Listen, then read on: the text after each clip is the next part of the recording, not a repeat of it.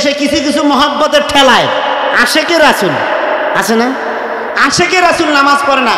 ওরা বলে যে জীবনে একবার নামাজ পড়লে হয়, কোন সুবহানাল্লাহ। ওরা বলে হাঁটতে হাঁটতে নামাজ পড়ে। ওরা আবার বলে যে নামাজ পড়বো কোথায়, সিজদা দেওয়া তো জায়গা নাই। কেন? ইবলিস শয়তান সারা দুনিয়া সিজদা দিয়ে ভরাইছে, ওই জন্য নামাজ পড়তে পারে না। ওরা আবার দাবি করে আশেকে রাসূল। কথা বলেন ঠিক কিনা? আসলে ওরা আশেকে রাসূল নয়, ওরা হচ্ছে আশেকে শয়তান। কথা বলেন ঠিক কিনা? সম্মানিত হাজিরিন, এই কয়েকদিন পরে তো শুরু হতে যাচ্ছে, আসিতেছে চন্দ্রপাড়া।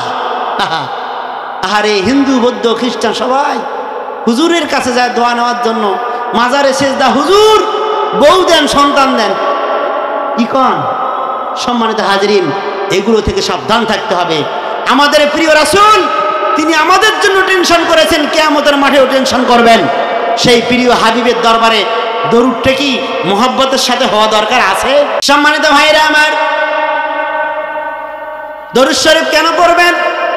আল্লাহর নবী সাল্লাল্লাহু আলাইহি সাল্লাম বলেছেন, যদি পৃথিবীতে কোনো মানুষ আমার উপরে একবার দরুদ ও সালাম পাঠায়, আল্লাহ রাব্বুল আলামিন তার জন্য 10টি মর্যাদা বাড়িয়ে দেন। বলেন সুবহানাল্লাহ। আল্লাহর নবী সাল্লাল্লাহু আলাইহি সাল্লাম বলেছেন, কিয়ামতের দিন জান্নাতে যদি কোনো ব্যক্তি এইরকম আমার সাথে পাশাপাশি থাকতে চায়, সে যেন দুনিয়াতে বেঁচে থাকতে বেশি বেশি আমার উপর দরুদ শরীফ পড়ে। বলেন সুবহানাল্লাহ। তাহলে বেশি বেশি দরুদ শরীফ পড়া দরকার আছে তো? সবারই আছে? জি আলহামদুলিল্লাহ। সম্মানিত হাজিরিন, সেজন্য প্রিয় হাবিবের দরবারে বেশি বেশি দরুদ শরীফ পড়ব। আর একবার সবাই মুহাব্বতের সাথে পড়ি সাল্লাল্লাহু আলাইহি সাল্লাম। আমরা দোয়া করি এই সমস্ত মানুষের জন্য যারা এই পৃথিবীতে আল্লাহর দিন ইসলামকে জিন্দা করার জন্য, বিজয় করার জন্য, আল্লাহর দিনকে টিকিয়ে রাখার জন্য যুগে যুগে সর্বস্ব হারিয়েছেন, এমনকি শরীরের শেষ রক্তবিন্দু দিয়ে শাহাদাতের নজরানা পেশ করেছেন। আল্লাহ তাআলা তাদের সবাইকে যেন জান্নাতে সুউচ্চ মাকাম জান্নাতুল ফেরদাউস দান করেন। সকলে বলি আল্লাহুম্মা আমিন। জোরে বলি আল্লাহুম্মা আমিন। এরপর দোয়া করি সেই 1971 সাল থেকে শুরু করে 24শে জুলাই আগস্টের আন্দোলনে যারা ন্যায় এবং ইনসাফকে প্রতিষ্ঠা করার জন্য বুকের তাজা রক্ত এই জমিনে ঢেলে দিয়েছেন, আল্লাহ তাআলা তাদের সবাইকে যেন শহীদ হিসেবে কবুল করেন। সকলে বলি আল্লাহুম্মা আমিন। জোরে বলি আল্লাহুম্মা আমিন। সম্মানিত হাজিরিন, আজকের এই মাহফিলে এসে খুশি হয়েছেন কে কে? হাত তোলেন দেখি। সুবহানাল্লাহি ওয়া বিহামদিহি, আলহামদুলিল্লাহ। হাত নামান। আচ্ছা, মাহফিলটা কি? তাফসিরুল কোরআন মাহফিল, ঠিক কিনা? তাফসিরুল কোরআন মাহফিলে কথা হবে কিসের? কিসের কথা হবে? কোরআনের কথা হবে তো? মন খারাপ করবেন কে কে? কোরআনের কথা হলে মন খারাপ করবেন কে কে? এই শ্রেণীর মুসলমান আছে না? আছে কি না? ওই যে যখন মশা যেখানে থাকে সেই মশার জায়গায় যদি কয়েল লাগানো যায়, মশা খুব খুশি হয় না? খুশি হয়। এইরকম কিছু মশা মার্কা মুসলমান কিন্তু আমাদের এলাকায় আছে, আপনাদের এলাকায় নেই। আমাদের এলাকায় আছে। ওনাদের সামনে যখন কোরআনের কথাগুলো বলা হয় তখন কিন্তু অনেকে ওই মশার মতো খুশি হয়, ঠিক কিনা? আল্লাহর কোরআনের কথা শুনে যারা মন খারাপ করে, এটা কার চরিত্র বলেন তো? কার চরিত্র? মিস্টার আবু জেহেলের চরিত্র, ঠিক কিনা? সম্মানিত হাজির, সেজন্য কথা হবে কোরআনের। এই কোরআনের কথা বলতে গিয়ে ওই কথা একটু আমার বিরুদ্ধেও যেতে পারে, আমার বাবার বিরুদ্ধেও যেতে পারে। পারে কিনা? পারে কিনা? আল্লাহ রাব্বুল আলামিন বলেছেন সূরা নামের মধ্যে, আল্লাহ রাব্বুল আলামিন বলেছেন ওয়া ইযা কুলতুম ফাদিলু ওয়ালাউ কানা যা কুরবা। আল্লাহ রাব্বুল আলামিন বলেছেন, বান্দা যখন তোমরা কথা বলবা তখন তোমরা এমন কথা বলবা, ন্যায় ইনসাফের কথা বলবা, হক কথা বলবা। সেই কথা যদি তোমার বাবার বিরুদ্ধে যায়, তোমার আত্মীয়র বিরুদ্ধে যায়, তবু তুমি হক কথা বলা ছাড়বা না, ঠিক কিনা? ঠিক কিনা মুসলমান? কার কথা এটা? আমার কথা? আমার সভাপতি বাবাজির কথা? কথা কার? তাহলে হক কথা হবে তো। আল্লাহ রাব্বুল আলামিন বলেছেন পবিত্র কোরআনুল কারীমের 16 নম্বর সূরা মৌমাছির নামে সূরা, আল্লাহ রাব্বুল আলামিন সূরা নাহলের 44 নম্বর আয়াতে আল্লাহ রাব্বুল আলামিন ঘোষণা দিয়েছেন ইন্না আনজালনা ইলাইকা যিকরা লিতুবাইয়িনা লিন-নাসি মা নুসিলা ইলাইহিম ওয়া লাআল্লাহুম ইয়াতাফাক্কারুন। আল্লাহু আকবার। আল্লাহ রাব্বুল আলামিন বলেছেন ইন্না আনজালনা ইলাইকা যিকরা, হে নবী আমি আপনার কাছে জিকির নাজিল করেছি। কোরআনের কি একটা নাম? অনেকগুলো নাম। আল্লাহ বলছেন হে নবী আপনার প্রতি আমি জিকির নাজিল করেছি। কেন নাজিল করেছি? আল্লাহ তাআলা বলছেন লিতুবাইয়িনা লিন-নাসি মা নুসিলা ইলাইহিম, আমি এটা নাজিল করেছি মানুষের মাঝে এই কোরআনকে বয়ান করে দেওয়ার জন্য, তাফসীর করে দেওয়ার জন্য, ব্যাখ্যা করে শোনানোর জন্য। লাআল্লাহুম ইয়াতাফাক্কারুন, আর মানুষ এই কোরআনের তাফসীর শুনে, বয়ান শুনে চিন্তা এবং গবেষণা করবে। বলেন সুবহানাল্লাহ। সম্মানিত হাজিরিন, তাহলে কোরআনের বয়ান করতে বলেছেন কে? বলেন কে বলেছেন? আল্লাহ রাব্বুল আলামিন কোরআনের বয়ান করতে বলেছেন। আল্লাহর নবীকে এতে কোরআনের বয়ান করলে কি কোনো মন খারাপ হওয়ার কথা? কোনো মুসলমানের মন খারাপ হওয়ার কথা? কোনো মুসলমানের মন খারাপ হওয়ার কথা নয়। কোরআনের কথা শুনে যদি কেউ মন খারাপ করে, বুঝতে হবে সেটা নিঃসন্দেহে আবু জেহেলের নাতিপুতি হবে। কথা বলেন ঠিক কিনা? সম্মানিত হাজিরিন, মন খারাপ করতেছেন মনে হয়। মন খারাপ করলেও লাভ নাই, পরের বছর দাওয়াত দিবেন না, কোনো সমস্যা নাই। সুযোগ পেয়েছি, সুযোগ দিয়েছেন, চারটে কোরআনের কথা বলে যায়, ঠিক কিনা? সম্মানিত হাজিরিন, পবিত্র কোরআনুল কারীম থেকে আমি একটি আয়াত তেলাওয়াত করেছি, খুব সংক্ষিপ্ত আকারে আলোচনা করব। আপনারা যদি শেষ পর্যন্ত থাকেন, আমি কিছু নতুন কথা না, আপনাদের জানা ওয়াজ একটু মনে করিয়ে দেব। তবে আমি যেভাবে বলবো হয়তো এইভাবে কোনোদিন শোনেননি, ঠিক কিনা? আমি আবার জানা ওয়াজ করি, কারণ জানা ওয়াজ না করলে বুঝতে কষ্ট হয়, ঠিক কিনা? সম্মানিত হাজিরিন, আমি আয়াত তেলাওয়াত করেছি এই পবিত্র কোরআনুল কারীমের 9 নম্বর সূরা, সূরা তাওবার 33 নম্বর আয়াত। এরপর কোরআনুল কারীমের 48 নম্বর সূরা ফাতির 28 নম্বর আয়াত। এরপর কোরআনুল কারীমের 61 নম্বর সূরা সাফফের 9 নম্বর আয়াত। এই তিনটা আয়াতে আল্লাহ একই কথা বলেছেন। আল্লাহ রাব্বুল আলামিন বলেছেন হুয়াল্লাযী আরসালা রাসূলাহু বিল হুদা ওয়া দীনিল হাক্কি লিইয়ুযহিরাহু আলাদ-দীনি কুল্লিহি ওয়ালাউ কারিহাল মুশরিকুন। আল্লাহু আকবার। আল্লাহ রাব্বুল আলামিন বলেছেন তিনি সে এমন সত্তা যিনি রাসূলকে পাঠিয়েছেন। দুইটা জিনিস দিয়ে আল্লাহ নবী সাল্লাল্লাহু আলাইহি সাল্লামকে পাঠিয়েছেন। একটা হলো হুদা মানে হেদায়েত, পবিত্র কোরআন, আর একটা দ্বীনে হক, সত্য দিন দিয়ে আল্লাহ পাঠিয়েছেন, সেটা হলো দ্বীন আল ইসলাম। আল্লাহ রাব্বুল আলামিন এই দুইটা জিনিস দিয়ে আল্লাহর নবীকে পাঠিয়েছেন। ও মুসলমান, কেন পাঠিয়েছেন আল্লাহ সে কথা পরের অংশে বলেছেন লিইয়ুযহিরাহু আলাদ-দীনি কুল্লি। আল্লাহ রাব্বুল আলামিন বলেছেন এই আল্লাহর দ্বীনকে আমি এই জমিনে বিজয় করার জন্য পাঠিয়েছি। বলেন সুবহানাল্লাহ। পৃথিবীতে যত মত পথ, যত রকম দিন, নিয়ম নীতি, আইন কানুন, রীতিনীতি যা আছে সব কিছুর উপরে দুইটা জিনিসকে বিজয় করার জন্য আমি আল্লাহর নবীকে পাঠিয়েছি। একটা হলো হেদায়েত কোরআন, আর একটা হলো দ্বীন আল ইসলাম। কথা বলেন ঠিক কিনা? ঠিক কিনা মুসলমান?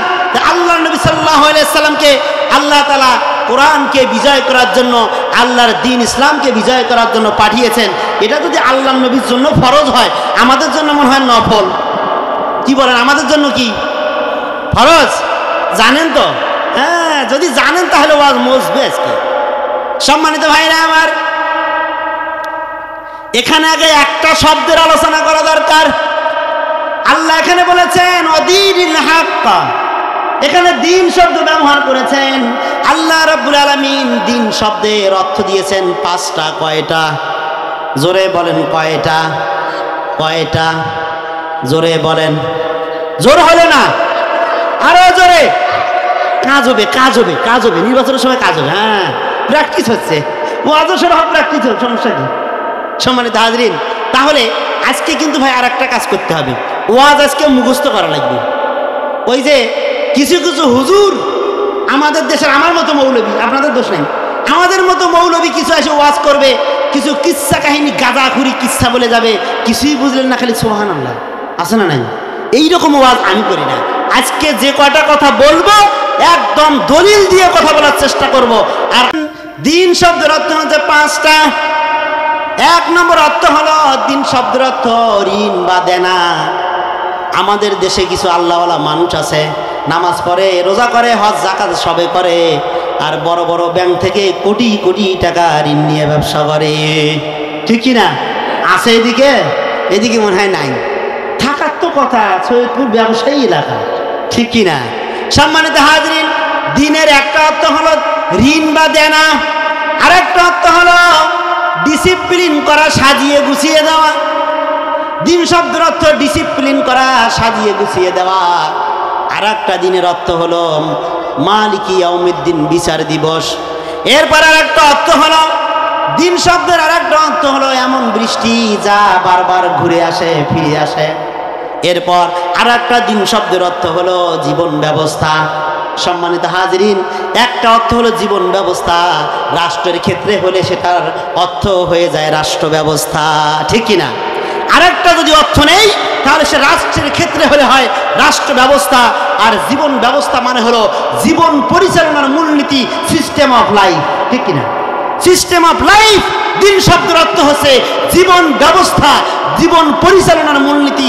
আর পৃথিবীতে যত জীবন ব্যবস্থা আছে, এই জীবন পরিচালনার যত মূলনীতি আছে, নীতি নৈতিকতা যা আছে, তার মধ্যে সর্বশ্রেষ্ঠ হলো, সর্বশ্রেষ্ঠ নীতি হলো দিন আল ইসলাম। কথা বলেন ঠিক কিনা? ঠিক কিনা? আল্লাহ তাআলা বলেছেন ইন্নাদ-দীনা ইনদাল্লাহিল ইসলাম। আল্লাহ রাব্বুল আলামিন বলেছেন আমার কাছে সবচাইতে উত্তম জীবন ব্যবস্থা হলো ইসলাম। কি আমাদের কাছে নয় মনে হয়? আমাদের কাছে আল্লাহ তাআলার দেওয়া দিন ইসলাম হচ্ছে শ্রেষ্ঠ জীবন ব্যবস্থা, জীবন পরিচালনার মূলনীতি। সম্মানিত হাজরিন, system of best system of life in the world, সেটাই হচ্ছে দিন আল ইসলাম। সম্মানিত ভাইরা আমার, এই শ্রেষ্ঠ নিয়ম নীতি আল্লাহ রাব্বুল আলামিন বিশ্বনবীকে বিজয় করার জন্য এই দুনিয়াতে পাঠিয়েছেন। ঠিক কিনা? ঠিক কিনা মুসলমান? তাহলে এই শ্রেষ্ঠ মূলনীতিকে আল্লাহ তাআলা এই দুনিয়াতে বিজয় করার জন্য আল্লাহ নবীকে পাঠিয়েছেন। সেই দিন বিজয় আল্লাহ নবী সাল্লাল্লাহু আলাইহি সাল্লাম কিভাবে করেছেন সেইটা আমাদের জানা দরকার আছে। কি আছে দরকার? মুরব্বিকে বসিয়ে দেন, মুজিক বসিয়ে দেন, নাহলে চেয়ার দেন। সম্মানিত হাজরিন, একটু কান লাগান। আল্লাহ রাব্বুল আলামিন রাসূলুল্লাহ সাল্লাল্লাহু আলাইহি সাল্লামকে দিন বিজয়ের যে দায়িত্ব দিলেন, মিশন দিলেন, তিনি সেই মিশন শুরু করতে গিয়ে সর্বপ্রথম যে কাজটা করেছিলেন সেটা হলো তিনি দাওয়াতি কাজ শুরু করে দিয়েছিলেন। ঠিক কিনা? তিনি দাওয়াতি কাজ শুরু করে দিয়েছিলেন এই দিনকে বিজয় করার জন্য। সম্মানিত হাজরিন, আপনারা জানেন পবিত্র কোরআনুল কারীমের একাধিক জায়গায় সূরা আরাফের 59 নম্বর আয়াত, 85 নম্বর আয়াত সহ একাধিক জায়গায় আল্লাহ রাব্বুল আলামিন নবী রাসূলদের দ্বীনের দাওয়াতের সিস্টেমটা বর্ণনা করেছেন।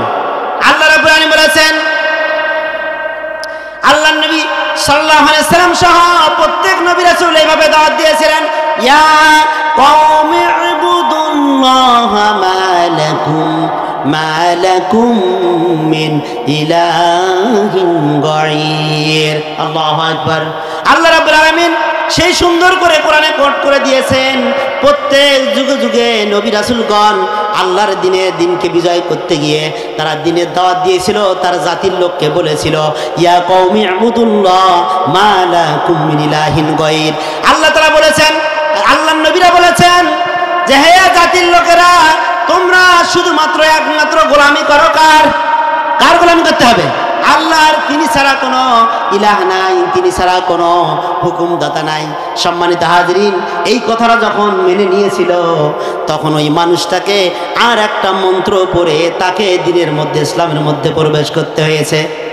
এই কথা মেনে নেওয়ার পরে একটা মন্ত্র পড়ে তাদেরকে ইসলামে প্রবেশ করতে হয়েছে। আল্লাহ নবীরা সেই দাওয়াত দিয়েছিলেন, আমাদের শেষ নবী বলেছিলেন, লা ইলাহা ইল্লাল্লাহু মুহাম্মাদুর রাসূলুল্লাহ সাল্লাল্লাহু আলাইহি সাল্লাম। সম্মানিত হাজরিন, এই মন্ত্র পড়ে, এই কালিমা পড়ে কিন্তু ইসলামের মধ্যে প্রবেশ করতে হয়েছিল। এইভাবে দাওয়াতি কাজ শুরু হয়ে গিয়েছিল। সম্মানিত হাজরিন, ইসলাম গ্রহণ কেন করেছেন, কালিমাটা কেন গ্রহণ করেছেন, এর পিছনে অবশ্যই একটা উদ্দেশ্য আছে। কথা বলেন ঠিক কিনা?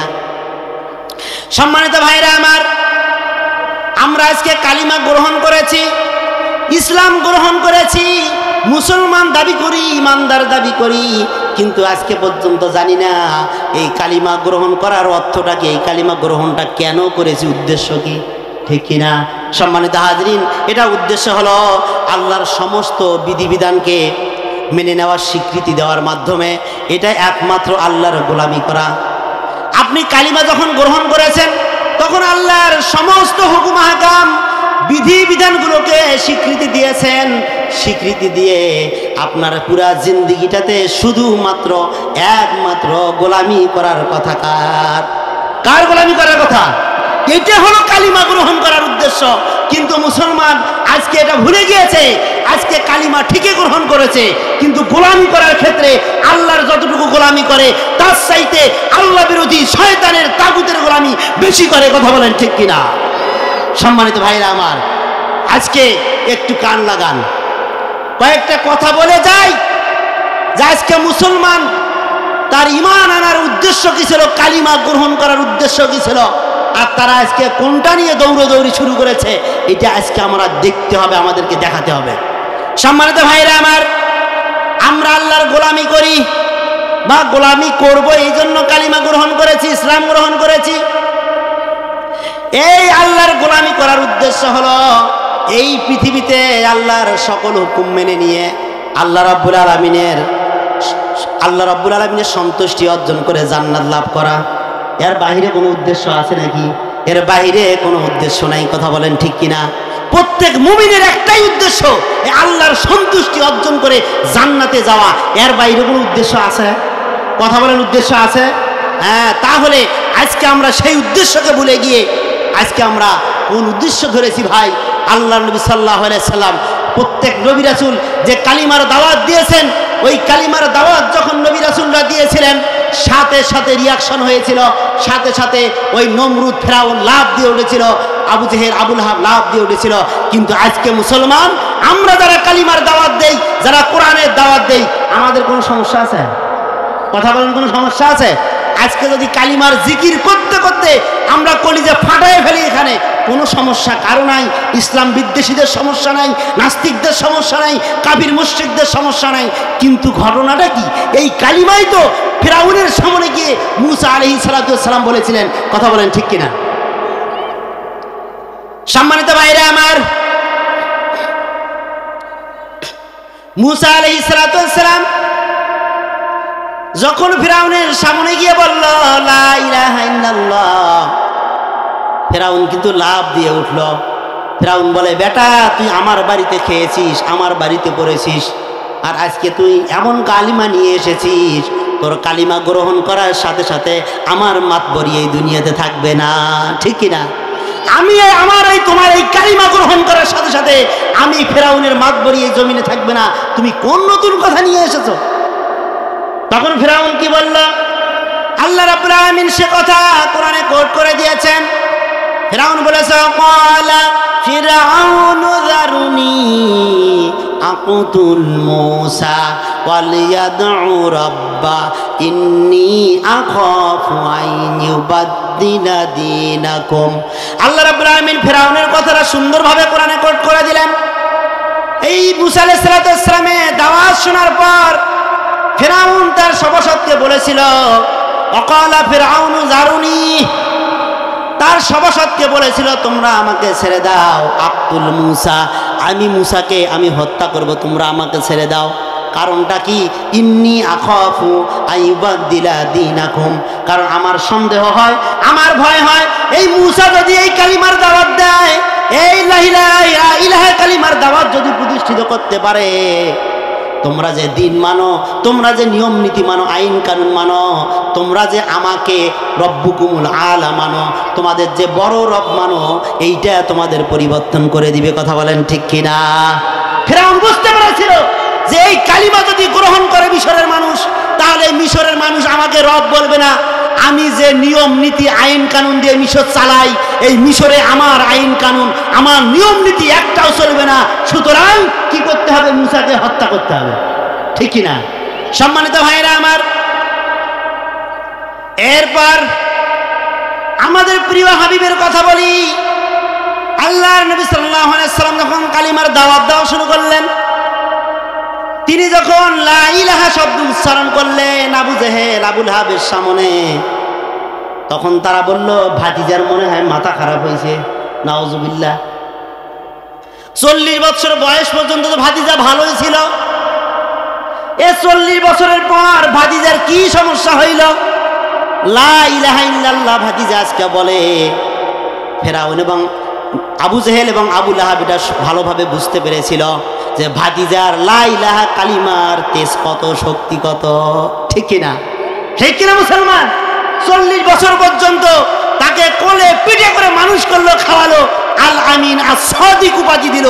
দেওয়ার পরে 40 বছর পরে যখন লা ইলাহা উচ্চারণ করলো তার সামনে, তখনই মাথা খারাপ হলো। এত মহব্বতের ভাতিজা সবচাইতে জীবনের চরম দুশ্মনে পরিণত হলো। কথা বলেন ঠিক কিনা? সম্মানিত হাজির, সেই কালিমা কি আজও আছে? কি কথা কন নাকি? আছে? সেই কালিমা কি আছে? সেই কালিমা কি আমরা পড়ি? এত কোরমা পোলাও খাওয়া কেন? সেই কালিমা তো আমরাও পড়ি। রাসূলুল্লাহ সাল্লাল্লাহু আলাইহি সাল্লাম কালিমা পড়লেন, পড়ার সাথে সাথে অকথ্য নির্যাতন, সাহাবা আজমাইনদের উপর অত্যাচার, ইষ্টিপ্রলাপ চলল।